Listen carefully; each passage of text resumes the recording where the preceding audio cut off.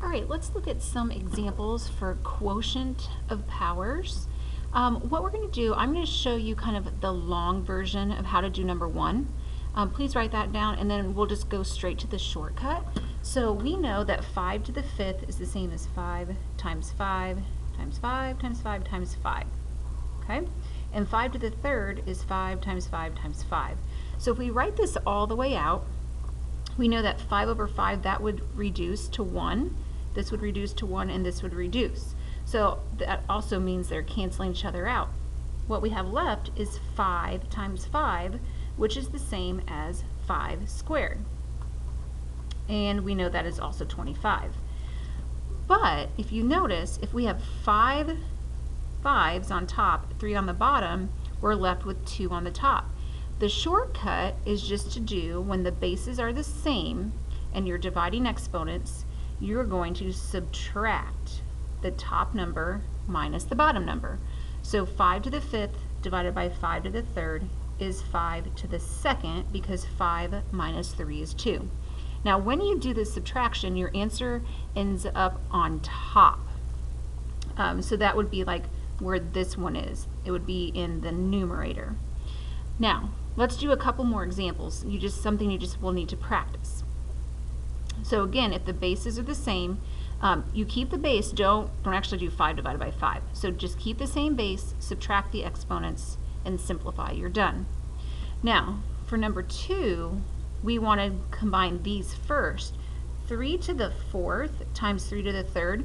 So this is the product property. So we want to do 4 plus the 3. So this is really 3 to the 7th. So remember, when we multiply exponents, we add 4 plus 3.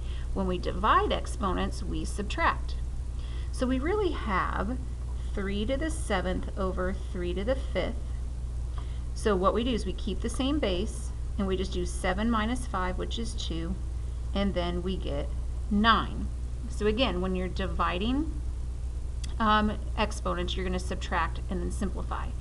Now, if you haven't already, I meant to mention this at the beginning, go ahead and divide. If you can take a ruler or a straight edge and draw a line right across the middle. I want you to add an example 3 and 4 because we want to do some additional examples that may not have come up yet.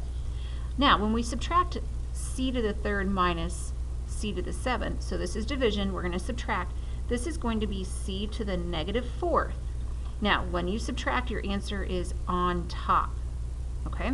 But if you get a negative exponent, we still have to follow the rule, then we need to flip that down to the bottom. Now, if we look at the long way to do this, if I have c to the 3rd here, and I have 7 of these down at the bottom, 1, 2, 3, 4, 5, 6, 7, we know that these 3 will cancel, leaving just a 1 up here, and there's 4 on the bottom, so that's why it's c to the 4th. So when you subtract, your answer goes on top, but because this is a negative 4, it has to flip back down to the bottom, and you can clearly see that there were 4 of them left over.